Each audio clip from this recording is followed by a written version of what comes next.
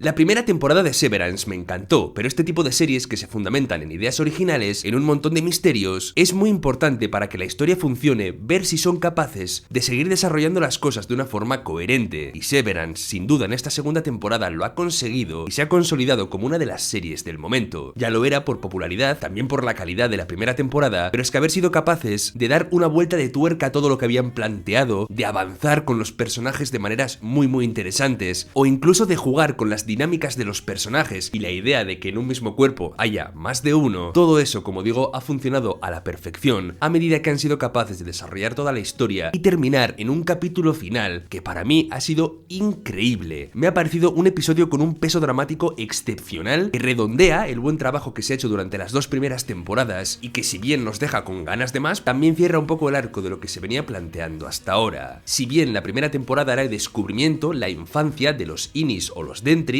los personajes que viven dentro de Lumon, esta segunda temporada la podemos entender como la adolescencia. De hecho, de esta forma dicen que lo han enfocado los creadores de la serie, porque es una etapa de autoconsciencia, de autodescubrimiento también, de descubrir el amor, y todo este proceso es lo que lleva a Mark a tomar esa decisión final. Porque sí, hablaremos del final, de lo potente que ha sido, y de lo complejo que es para cada personaje lo que está sucediendo. También quiero comenzar este vídeo hablando de algunos recursos técnicos que la serie utiliza, que tienen mucho peso narrativo y que le dan a la historia mucha personalidad. ¿En qué sentido? La serie, por ejemplo, tiene un montón de líneas verticales en los planos, que sirven muchas veces para encerrar a sus personajes y para dar esa sensación de opresión y de lo atrapados que pueden estar los Innis. Además, ese recurso de atrapar personajes utilizando los diferentes elementos del plano se repite constantemente, agobiándolos, oprimiéndolos. También la simetría es un elemento clave en un montón de planos, como simbolismo de dualidad, porque a fin de cuentas en esta serie es muy importante esa dualidad de cada individuo que decide someterse a la separación, las dos partes de una misma persona, con lo cual, como os digo, la simetría, los reflejos, hay un montón de escenas con espejos, personajes reflejados en el suelo,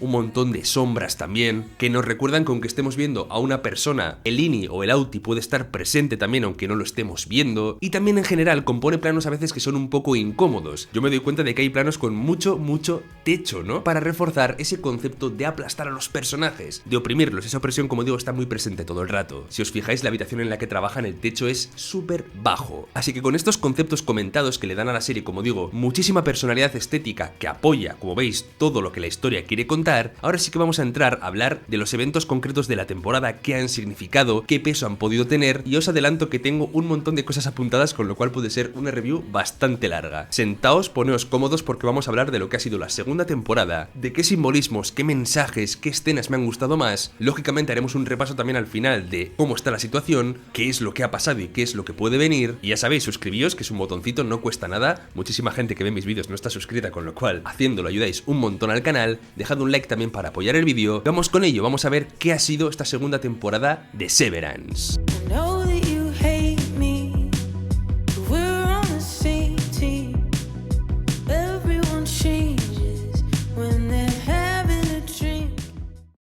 Nos ubicamos en el primer capítulo, vemos como Mark S. vuelve a entrar a la oficina y se da cuenta de que le han cambiado su equipo de refinamiento de macrodatos. Curiosamente hay un personaje aquí que se llama igual que él, pero en vez de ser Mark S. es Mark W. Como veis, Mark W. está muy preocupado con el hecho de que Mark, el prota, se llame como él. ¿Por qué? Porque en esta serie, para los Dentris, para los Innis, la identidad es un concepto muy importante. Tienen muy pocos elementos que les hagan ser ellos mismos dentro de Lumon, con lo cual el nombre sí que es lo más importante y por eso está tan preocupado con el hecho de que nuestro protagonista se llame como él. Pierden una parte importante de su identidad por el simple hecho de tener el mismo nombre. Del inicio de la temporada también me ha gustado cómo Lumon es capaz de utilizar los eventos que hemos visto en la primera temporada y construir a partir de ellos una narrativa que les sirva a la empresa de forma corporativa. Todo el caos que ocurrió en la temporada pasada lo han utilizado para crear esa narrativa de que ahora Lumon se va a preocupar por ellos, que va a hacer un montón de cosas que los va a tener en cuenta, con lo cual están utilizando esa pequeña revolución, cambiando la narrativa y aprovechándose de ella para seguir controlando a los Innis, dándoles la sensación de que se van a preocupar por ellos, que el cambio verdaderamente ha sido importante, cuando en realidad la cárcel sigue siendo la misma y aunque sí haya cambiado algún tipo de recompensa, la situación general sigue igual. Eso pasa mucho con la política, pasa un montón también con las empresas, que utilizan las narrativas siempre a su favor, dando la percepción a las personas de que las cosas han cambiado, aunque en el fondo no haya habido ningún cambio real y solamente estén contentando, pues bien, a los ciudadanos o a los empleados con pequeñas recompensas que en comparación a la injusticia real de la situación entera no son prácticamente nada. En el primer capítulo, que Helena se está haciendo pasar por Heli R, ya tenemos algún detalle que nos muestra que ella no es la verdadera Heli, como por ejemplo que falle cuando intenta encender el ordenador, no encuentra el botón. Verdaderamente, si fuera Heli R sabría dónde está, como cualquier INI. Y bueno, más allá de que miente con respecto a su historia de lo que ha visto fuera. Ese detalle del jardinero que está trabajando de noche, que es en lo que Irving se fija después en el capítulo 4 para revelar la verdad. Por otro lado, el personaje de Irving también está enfrentando en este primer capítulo una lucha interna. ¿Por qué? Porque el dolor de la pérdida de Bart le está haciendo sufrir muchísimo. Y confrontar esa situación, afrontar ese dolor, está haciendo que su personaje esté prefiriendo marcharse de ahí, desaparecer, dejar de existir, antes que aceptar la idea de vivir sin Bart. Dice que todo era mucho más fácil cuando solo existían macrodatos. Al final, confrontar la vida adulta, dejar de ser un niño, que es lo que estos personajes están de alguna forma viviendo, descubriendo el dolor, el sufrimiento, las mentiras, siempre conlleva eso, sufrir. Por eso la adolescencia es una etapa tan complicada, porque te das cuenta de que el mundo no es ese lugar idealizado o sencillo en el que vivías cuando eras pequeño. Te vas a encontrar con pérdidas como la de Bart que Irv ha vivido, que te marcan y eso, pues que te van a hacer sufrir muchísimo. Por cierto, potentísima la imagen de advertencia, que es el nuevo cuadro que tienen los Inis según salen del ascensor. Referencia a cualquier tipo de autocracia con un Kierrigan muy amenazador.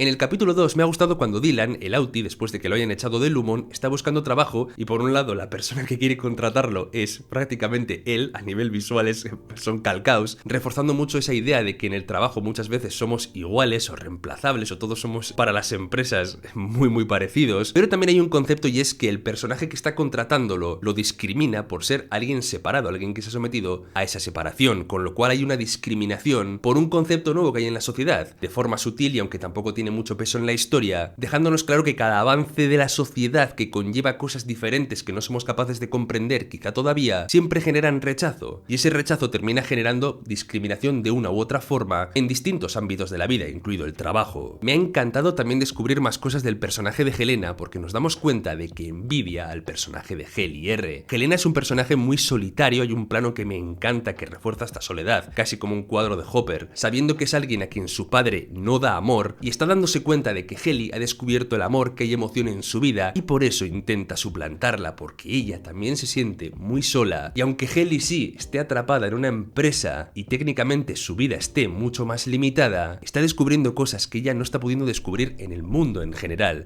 por cómo es su vida, por la presión de su padre, por la presión de la empresa, por todo eso, y mola mucho. El concepto que después se va a manejar en distintas ocasiones de que dejar el trabajo, renunciar o marcharte sea matar a tu dentri me parece brutal, porque luego, como digo, va a tener mucho peso en personajes como Irving o Dylan, o bueno, en todos, pero ese dilema ético para mí ha sido súper potente en la temporada. Como simbolismo también voy a remarcar la pecera que tiene Mark, con dos peces, uno de cada color, uno azul y uno rojo. Si os fijáis en la intro de la serie, se representa al Mark Ini como azul y al Mark de fuera como rojo, incluso hay escenas que remarcan este concepto, con lo cual más simbolismos que nos hablan de esa dualidad del ser, en este caso del prota. Y bueno, ya vamos viendo que Lumon de alguna forma necesita a Mark para algo, ¿no? Por eso quieren convencerlo, le dicen que dentro es feliz, que ha encontrado el amor, le convencen y así Mark vuelve. Como él tiene que producir para terminar Cold Harbor, también le traen a su equipo, por eso vuelven todos a la empresa. Sí, ahora tengo que hablar de uno de los personajes que más me ha gustado esta temporada y que más creo que puede darnos en las temporadas siguientes, como lo ha sido Milchick. Porque sí, es el personaje que ha ascendido, que va a tomar el lugar de Cobel, que es un brazo ejecutor de la empresa, pero que al mismo tiempo también sienten distintas escenas que la empresa lo trata con condescendencia, que no lo ven como a un igual. La escena en la cual le dan esos cuadros en los cuales vemos a Kier, pero en este caso siendo negro, es algo muy racista para él. Una sensación de humillación, de que los de arriba quieren hacerle sentir que es uno de ellos, pero en cambio el retrato no deja de tener los ojos azules, cosa que él no, generando ilustraciones muy incómodas, eso, utilizando el color de su piel para hacerle sentir uno de ellos, cuando en verdad se aprovechan de él. Y esto también se ve en la escena que está increíblemente actuada con Natalie, que también mientras ella sonríe y habla con la junta, vemos en su mirada ese sufrimiento y esa humillación que ella también ha pasado y que entiende, ¿no?, como Milchick lo está sufriendo en ese sentido. Después, a nivel visual, tengo que decir que me ha encantado la habitación de las cabras, o sea, creo que es súper potente meter un prado en una empresa, y luego también porque la propia escena en sí nos genera una situación de una película de folk horror, que a mí me ha volado la cabeza porque no me pegaba nada con esta serie, pero de repente aparece como gente, como pastores, este hombre que va vestido de de cabra, generando una atmósfera totalmente diferente a la que la serie tenía, y como digo, me ha encantado que en este punto sí, el personaje de Mark y el personaje de Ellie están buscando a la señora Casey, bueno, a la esposa de Mark, y al final gracias a esto pues empatizan con esa gente, pero hay un instante, como digo, que parece casi folk horror, como si estuviéramos viendo una escena de Midsommar en pleno Severance, que es brutal. La llegada de la mujer de Dylan en estas sesiones que le dan como recompensa a su personaje, a su Dentry o a su Ini, para mí dejan claro un concepto, que es el hecho de que los Inis ven la vida de una forma en la que los Autis no son capaces porque han perdido la ilusión por vivir, pero en cambio los Inis están como llenos de esa ilusión. Cada cosa, cada estímulo les supone algo emocionante. Para el Dylan de dentro, conocer a su mujer, ver que hay una persona que se preocupa por él, lo guapa que puede parecerle, todo eso le está enamorando otra vez, pero en cambio su mujer ve que el Dylan de fuera ya ha perdido esa ilusión, ese amor que sentía por ella. Por eso la serie aquí te recuerda de alguna forma que seas capaz tú como espectador de ver tu propia vida desde los ojos de un supuesto Dentry o Ini, que recuerdes lo bueno que tienes en tu vida, la gente que te quiere, las cosas que te hacen sentir vivo, y las mires con la fascinación y la emoción de un niño, no de alguien más puro como lo pueden ser los Inis, que hay mucho en tu vida que merece la pena pero quizá no eres capaz de verlo porque ya estás desgastado por ella o por las situaciones que has vivido y demás. Así que ese concepto, como digo, me ha encantado. Luego también quieren rehacer el libro del cuñado de Mark, pero esta vez tergiversándolo, creándolo especialmente para Dentris. O sea, aquí estamos viendo cómo las corporaciones son capaces de redirigir el discurso del arte para potenciar o para recalcar esa sumisión de sus empleados, cosa que me parece muy interesante. Las empresas o los países siempre van a querer meter propaganda de las cosas que quieren en el arte para nosotros. Eso se ha hecho siempre y se seguirá haciendo siempre. Detalle bonito, cuando Dylan, el de fuera, habla con su mujer de qué tal están yendo las sesiones con el Ini o con el Dentry, vemos la sombra, ¿no?, ahí de su personaje, recordándonos esa dualidad que os comento, y ya se nos presenta la idea de que Mark vaya a someterse a la reintegración. Que sí, la reintegración a mí siempre me ha generado una duda. Vale, las dos personas se van a fusionar en una, pero ¿qué va a quedar de cada una? ¿Quién va a tener el control? ¿Van a mezclar recuerdos? Sí, pero ¿va a ser una tercera persona diferente la que se cree? ¿Vamos a perder al Mark de dentro? ¿Vamos a perder al Mark de fuera? Eso para mí es un conflicto porque los dos me gustan. Quiero seguir viendo cómo se desarrollan los dos personajes, y en esta reintegración siento que podemos perder algo de cada uno. El capítulo 4 es brutal porque te saca totalmente de la oficina y te pone en un entorno como hostil, diferente, y sientes que el capítulo está constantemente enrarecido. Esta idea de figura divina de Kier Egan está súper presente en la historia, guiándolos para darles una moraleja, pero está claro que siempre esa especie de religión corporativa que tienen en la empresa sirve solamente para controlarlos. ¿Estoy diciendo que la religión solamente sirve para controlar gente? No, pero sí que hay instituciones que se aprovechan de la religión para tener controlada a la gente. Eso es así, y en este caso la empresa está haciendo eso, divinizar a Kier Egan para suscitar esa fidelidad entre los empleados. De hecho, en esta historia que le cuentan, en esta especie de parábola, hay una novia cadáver, tened en cuenta que Mark está buscando a su esposa muerta, también se nos habla de un hermano de Kier Egan y cómo lo terminó matando, más temas sobre la dualidad, pero lo que me ha gustado aquí es ver cómo hay mucha división entre el equipo protagonista, porque Mark está siendo reintegrado y tiene como sus propios problemas. Heli R no es Heli, sino que es Helena, con lo cual esto lo separa del grupo. Dylan está teniendo recompensas secretas que no puede contar a sus compañeros, lo cual también le aleja de ellos. E Irv está hecho polvo porque Bart ya no está, con lo cual, como veis, esa unión que fue tan poderosa y que puso un aprietos a Lumon en la primera temporada ahora está en jaque por la situación de cada personaje, como si Lumon supiera que dividiéndolos les está quitando poder. Cosas que se suelen hacer con los trabajadores, ¿no? Mark se acuesta con Heli, o sea, es su primera vez, pero no es Heli, es Helena, con lo cual es un acto súper feo por parte de Helena. Está generando que la primera vez de Mark y la primera vez de Heli no sean la misma, lo cual es muy injusto, aunque después tratan de vivir ese momento juntos y la escena de más adelante es muy bonita. Pero Irv se ha dado cuenta de que esa Heli no es la suya porque ha sido cruel con él. John Turturro es un actor increíble, que su personaje después se va a marchar, pero espero que siga en la serie porque aporta muchísimo. O sea, lo expresivo que es en cada momento me parece una absoluta maravilla. Es uno de los actores que le da un salto de calidad a la serie, por eso no quiero que se vaya. Porque sí, su escena en la cual ahoga a Helena para hacer que conecten a Heli me parece de lo mejor de la temporada también. Tened en cuenta de que si Helena seguía suplantando a Heli constantemente, la estaba matando, le estaba robando su vida, porque Heli no volvería a aparecer, con lo cual él se está sacrificando, sabiendo que después de este acto posiblemente lo despidan y le desconecten a él, para que de esta forma, como digo, Heli R vuelva con el grupo y vuelva también con Mark. Es un sacrificio súper bonito y es como su último acto de amor por el grupo antes de que lo desconecten. Es súper duro ver cómo al final del del capítulo lo desconectan, o sea, es brutal, la verdad. Las empresas también como que a veces intentan hacerte sentir que un despido o irte de la empresa igual a muerte, ¿no? Como que no hay nada más allá, para que te esfuerces, te sacrifiques y lo des todo. Con lo cual que se juegue con ese concepto me mola. En el capítulo 5 hay una frase de la señorita Huang, que es un personaje que aparece como niña y que rompe muchísimo con la estética y que me encanta, pero dice que darles un funeral, el hecho de que Irving ya no esté, no debería hacerse porque les hace sentir personas. Y es una frase, como digo, muy dura, porque sí, quizá a ojos de la empresa los Dentris o los Innis no sean personas y les sirvan para un propósito, pero percibirlas así, cuando te están demostrando que sufren, que tienen sentimientos, es durísimo. Milchek también va a chocar con el personaje de Huang y es normal porque ella es una niña que está absorbiendo todo lo que Lumon le está dando. Lumon le está comiendo la cabeza igual que se lo comió a Cobel cuando era una niña, después lo veremos. Y ella como que repite constantemente todo lo que la empresa dice. Pero claro, Milchek sabe que la vida es más complicada, por eso los personajes chocan. Y Milchek, como digo, se está dando cuenta de que algo no está bien con Lumon. Hay una confrontación con respecto a su personaje, aunque en esta temporada todavía no se haya consumado. Por eso digo que su personaje me está gustando mucho y creo que su desarrollo puede ser muy interesante. Y así, él decide sí darle ese funeral al personaje de Irving. Gracias a las últimas palabras prácticamente de Irving, que es hang in there, o aguanta ahí, que es lo que pone en el cartel en el que aparece Dylan, Dylan termina encontrando las indicaciones para llegar a ese pasillo tenebroso. Del conflicto de Helly me encanta que odia a Helena, odia como su otra parte de sí misma, aunque parece que al final de la temporada podemos pensar que Helly va a seguir de alguna forma el camino de Helena. No sé cómo, pero quizás se convierta en una villana, luego lo comentaremos. El Innie de Dylan sigue enamorándose de su mujer, mientras su mujer también empieza a ver en él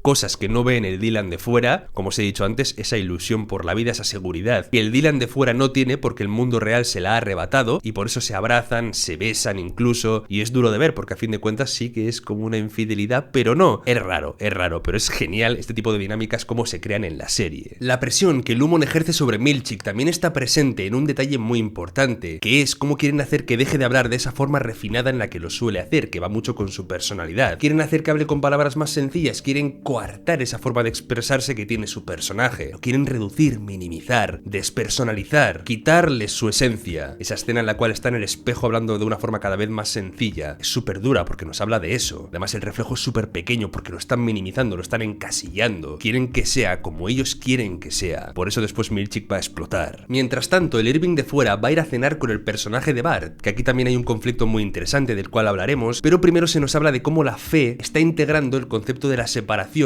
para darle un sentido. Claro, ese sentido beneficia la idea de que la separación es positiva, con esa idea de que la separación crea dos almas diferentes. Con lo cual también pienso que igual Lumon está interfiriendo en la fe, comprando su discurso para que beneficien que la gente se separe, o no, no lo sé, pero desde luego es interesante. En esa cena, que es súper tensa, el marido de Bart dice que la parte del Fury o del Auti de Bart iba a ir al infierno, y que para poder encontrarse en el cielo, pues que se separó, ¿no? Para que haya una parte inocente de él con la que se pueda encontrar después en el más allá. Pero claro, ¿por qué el Auti de Bart iba a ir al infierno? Porque su marido habla de que la empresa lleva 20 años haciendo la separación, cuando Irving cree que solo son 12. Hay cosas turbias ahí. Lumon lleva más tiempo del que creemos trabajando en la separación. Y sí, efectivamente, Bart trabaja para ellos desde hace un montón de tiempo, encargándose posiblemente de asuntos bastante turbios, ¿vale?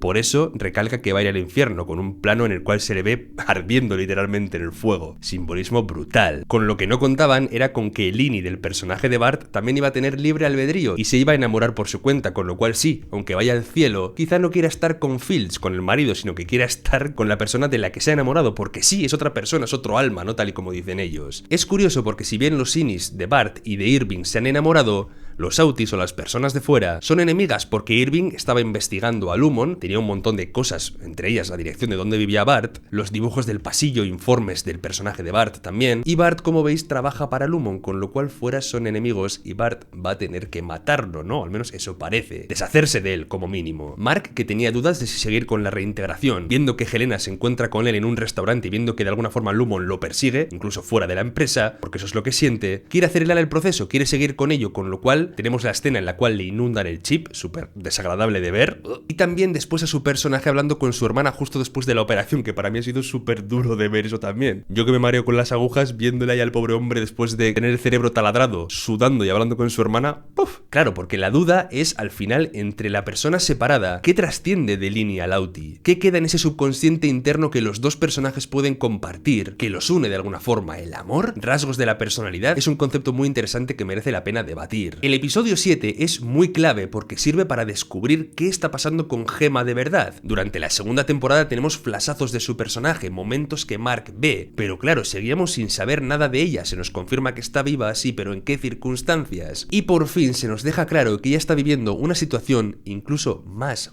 dura que la que los Innis están viviendo en su planta de refinamiento y en la que están todos los demás sitios o áreas de trabajo. Está viendo cómo su mente se divide en un montón de Innis diferentes, Innis que después vamos a descubrir que Mark está creando en ese refinamiento de macrodatos. No sé exactamente de qué forma, pero sí que se nos dice que esos números tienen que ver con el cerebro del personaje de Gemma y que consolidan su personalidad, con lo cual Mark, a través de su vínculo con ella, está ayudando a Lumon a crear esas versiones diferentes de su personaje. Y claro, Gemma, en cada versión que se crea, lo que hace es sufrir un trauma, un tormento que tiene que ver con traumas personales. Ir al dentista, viajar en avión, escribir los crismas de Navidad, que de hecho le dice a Mark que odia responderlos cuando vemos ese flashback. Pues bien, la torturan haciendo que tenga que responder una infinidad de ellos, con lo cual la someten a dolor constantemente para un fin que lo comentaré después. Es durísimo también ver el pasado de los personajes, esos momentos felices que están grabados de una forma diferente, están grabados con film, con una cámara con grano, que le da a la escena una calidez increíble, una cercanía que no sentimos en ningún momento en Lumon. Ese es el amor por el que Mark está sufriendo y la serie lo retrata muy bien, al igual que también retrata cómo ese amor se torció por culpa de no poder tener una hija o un hijo, cómo eso fue separando a los personajes. La escena de Mark deshaciendo la cuna es brutal, la escena también en la cual ella sufre un aborto indeseado es súper dura, intentaron utilizar hormonas, no funcionó, ojo porque en ese punto vemos que uno de los doctores es después el de Lumon, con lo cual nos hace pensar que Lumon está detrás de todo desde el principio. Aún se nos tendrá que aclarar un poco más esta situación, como también se nos tiene que aclarar si Gemma decidió unirse a Lumon por algún motivo, por alguna mentira que le contaron. Lo que sí que está claro es que se fingió ese accidente, Mark vio un cuerpo falso y a partir de aquí comenzó esta situación tan compleja que estamos viendo. A mí todo me hace sentir que tanto Mark como Gemma eran importantes para Lumon y que Lumon interfirió de alguna manera, incluso impidiendo que tuvieran el hijo, ojito con esto, para que ambos, como digo, terminaran en ese plan de los Sigan, trabajando juntos de esa manera tan macabra y tan tétrica. Como recurso en el capítulo, la calidez de las escenas bonitas del amor desaparece a medida que el tiempo va pasando y ese conflicto entre los dos o ese sufrimiento se va acumulando, yéndose la luz y yéndose el color. Súper tétrico también ver cómo hay 4 personas que se parecen a ellos, al equipo de refinamiento de macródatos, como en esa planta debajo también. ¿Qué están haciendo? El resto de Innis, por ejemplo Dylan o Irving, también están generando situaciones parecidas para otros personajes que formaron parte de su vida, porque sí sabemos que Mark y su refinamiento de macrodatos está sirviendo para que Gemma tenga diferentes Innis en este pasillo, pero ¿y los del resto? ¿Para qué están sirviendo?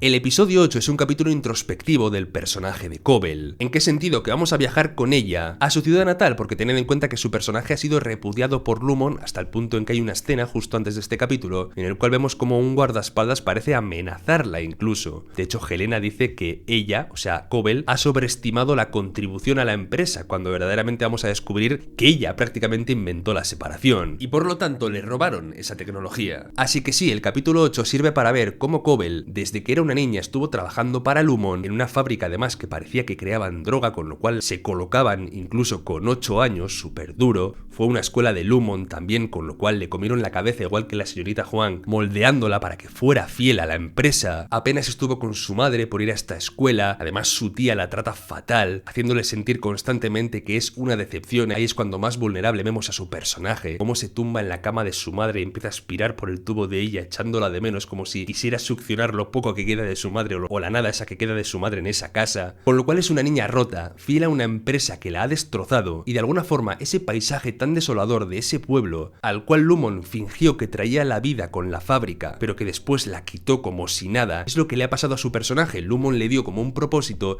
y ahora se lo ha quitado como si nada, y ella se siente igual de destrozada que ese pueblo, igual de abandonada. Eso es lo que ha hecho la empresa con su interior. Ese descubrimiento de darnos cuenta de que ella ha sido quien ha descubierto la separación o quien la ha creado es muy interesante, porque claro, si la empresa lo tiene en contra ahora, Cobel puede hacer cosas muy interesantes en las temporadas siguientes para atacar a Lumon aprovechando la separación y conceptos que pueden darnos otro giro de tuerca a la situación. Así que sí, un capítulo, como digo, más pausado, más introspectivo, pero necesario para descubrir quién es Cobel, cómo está y que ahora va a ir contra Lumon, lo más interesante, o al menos de momento. Una de las escenas que unen a Cobel de niña con el personaje de la señorita Huang y que nos hablan de cómo Lumon destroza tu infancia es el momento en el cual cual ella termina su beca y Milchek, que está un poco enfadada con su personaje también, le habla de cómo tiene que entregar ese sacrificio material a la empresa. ¿Qué sacrificio tiene que hacer? El juguetito que le gusta, es decir, ese juguetito en el cual sí aparece Kieran, pero bueno, al final representa para ella como su infancia, lo tiene que destrozar con el busto de Jamie Egan, con lo cual es una metáfora directa de cómo esa empresa aplasta literalmente tu parte infantil, tu infancia, y te destroza la vida, que resuena muy bien, como digo, con el capítulo anterior.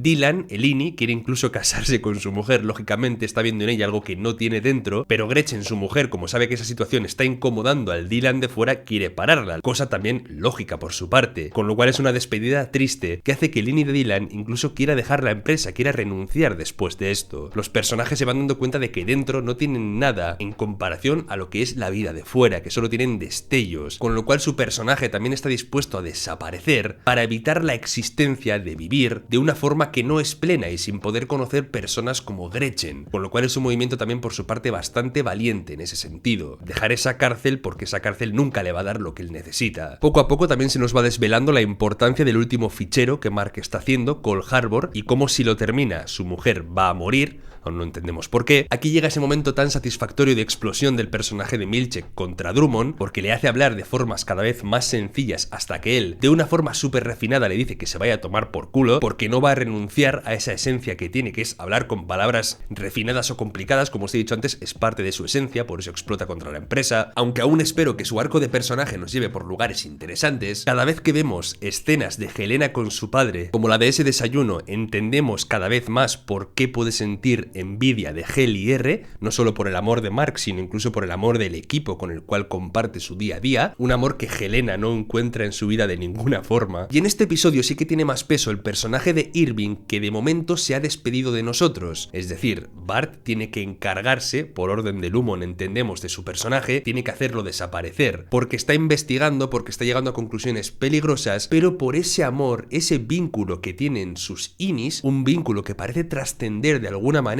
a los personajes de fuera de la empresa, pero no entendemos todavía hasta qué punto. Si vemos ese vínculo, esa conexión, ese amor subyacente, hay un paralelismo muy bonito de Irving diciéndole que está preparado, supongo que para quererle, ¿no? Para todo lo que puede vivir con él, cuando el Ini dentro de la empresa le decía que no lo estaba porque aún era inexperto, no sabía lo que estaba viviendo. Ese paralelismo, como digo, es muy bonito, y entendemos que Bart, siendo una persona que había hecho cosas oscuras para Lumon en el pasado, con Irving le regala la oportunidad de seguir con vida, que es ese viaje en el tren. Es verdad que no sabemos qué va a pasar en el tren o qué va a pasar a la llegada, pero entendemos que sí puede bajarse en cualquier destino y lo único que tiene que hacer es marcharse, con lo cual es una despedida dura, difícil, de un amor imposible, pero al menos Bart le ha dado la posibilidad de vivir. Entendemos que en otras situaciones quizá no haya hecho lo mismo, por eso iba a ir al infierno. Y en este punto de la serie la situación era bastante desoladora para la mayoría de los personajes. Irving marchándose, Bart solo, Dylan renunciando a su trabajo y por tanto muriendo, Mark con la dualidad de la reintegración, Kelly enfrentada a Helena, con lo cual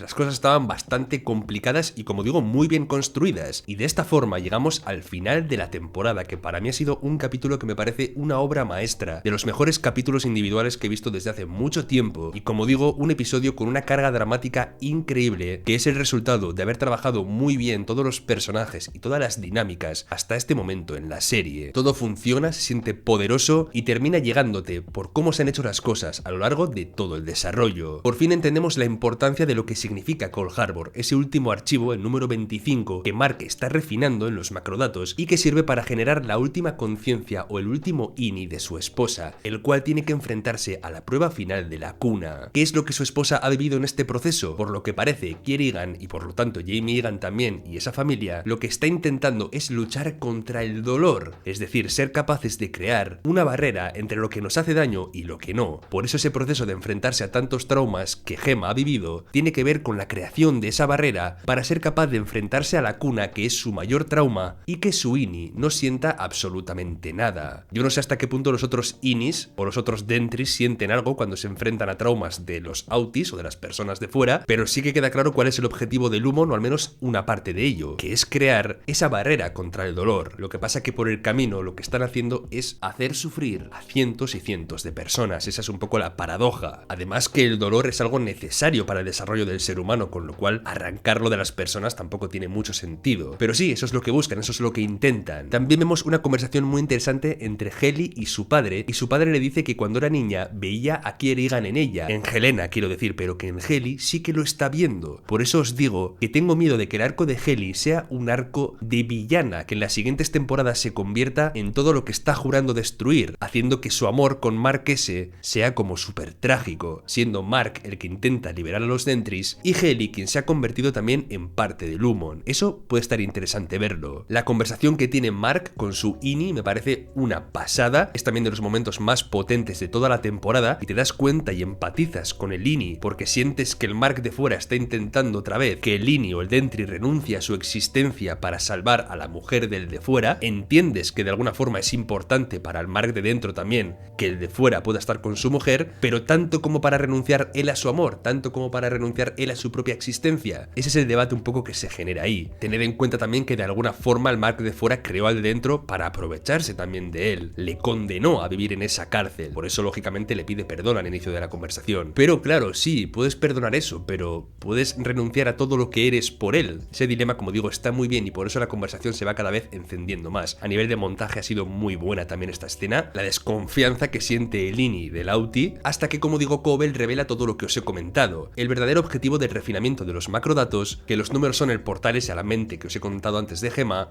y que cuando termine con Cold Harbor, Gemma va a morir. Ahora bien, tened en cuenta que la mente de Gemma se ha dividido 25 veces, lo cual me parece una absoluta locura. Como la peli de Múltiple, básicamente, hay 25 gemas más la original. Reintegrar eso sí que tiene que ser una terrible fumada. Hablando de la reintegración, es verdad que la de Mark todavía no ha terminado, con lo cual seguimos viendo que hay dos personajes diferentes, habrá que ver cuáles son las consecuencias de reintegrarse. De hecho, en la conversación que tienen los personajes os plantean la duda que os he dicho yo antes, ¿qué va a pasar cuando se reintegren? ¿Qué va a quedar de cada uno? ¿Van a ser alguien diferente, alguien nuevo? ¿Quién va a tener más peso? ¿Quién va a tener el control? Con lo cual que la serie se haga esas preguntas que al final el espectador también se hace, es acertado porque nos demuestra que la serie lo va a explorar en el futuro, y mola mucho. Dylan, que había renunciado a su trabajo, vuelve a aparecer dentro de la oficina y leemos una carta que su Auti le ha escrito. Una carta que para mí ha sido muy bonita, porque te estás dando cuenta de que por una vez el Dylan de fuera ha ido a trabajar no porque quiere que su Ini trabaje, no porque quiere el dinero, sino porque le gusta que su Ini exista. El hecho de saber que hay una versión de él que es segura de sí misma, que aún es inocente, que aún cree en la vida, que aún siente que hay cosas bonitas y que aún es capaz de enamorar a su mujer y de enamorarse él de ella, le hace sentir que él todavía puede ser esa persona. Casi parece que el Dylan de fuera está admitiendo que el de dentro es superior a él, o como al de fuera le gustaría ser. Así que esa sensación de empatía que no esperaba, porque al Dylan de fuera se nos había mostrado como un personaje pelín despreciable en cierto punto, pero ver que en el fondo comparten ese buen corazón los dos, eso me ha molado mucho. Ver por fin algo bueno también del de fuera, que es el aprecio al de dentro. Luego llega el final del refinamiento de macrodatos, llega Milchek con una banda de música súper divertida. También tenemos ese instante en el cual Milchek casi se enfrenta a la estatua animatrónica de Kieran. Hay tensión entre los dos incluso en las bromas. De Milchek, como os he dicho, espero cositas. Me he reído un montón con lo de la banda, además de que es un momento como tenso también, incómodo en cierto punto, pero tiene mucha fuerza, mucha intensidad. Este capítulo es súper intenso. Y aquí Heli despista a Milchek mientras Mark comienza a correr, que esto es un eco con el inicio de la temporada. El principio de la temporada empieza con Mark corriendo en los pasillos, pero como pollo sin cabeza, sin saber dónde está yendo. Esta vez ha cambiado, ahora tiene direcciones, sabe a dónde tiene que ir, con lo cual un eco precioso del principio y del final que nos muestra el desarrollo de la temporada, que es desvelar todas esas cosas. Aún no termino de comprender del todo cuál es el papel de las cabras en todo lo que está pasando. Parece que tienen que morir, no sé de qué forma están vinculadas con las personas que están sometidas a lo que Gemma está sometida, pero desde luego algo tienen que ver. Y el personaje de Gwendolyn Christie, que ha estado genial en los pocos momentos que ha aparecido, pues también se cansa de que le quiten aquello que ama, porque la empresa te lo roba todo y no quiere que sigan matando cabras, y también se rebela contra Drummond. Esta escena del combate en el pasillo ha estado muy bien, una dosis de violencia a esta serie también le viene bien y se siente fresca porque no hay mucha, pero ver que cuando la abordan está abordada de una forma violenta también me gusta. Y el hecho de que Mark sin querer sea el que mata al personaje de Drummond cuando está haciendo esa transición de un personaje a otro me parece súper apropiado, porque es justo la transición, es la fuente de todo el dolor de los personajes, de lo que se está aprovechando Lumon. Ese instante, ¿no? Ese instante en el que es las dos personas a la vez o no es nadie o está pasando de uno a otro, es justo el que mata al personaje de Drummond. Me parece apropiado justamente por eso. Aquello de lo que te aprovechabas es finalmente lo que ha terminado matándote. Como después es también muy apropiado el hecho de que utilice la sangre de la corbata para abrir la puerta en la cual está Gemma, ¿vale? O sea, es como una especie de conveniencia chula, pero está tan bien hecha que funciona y dices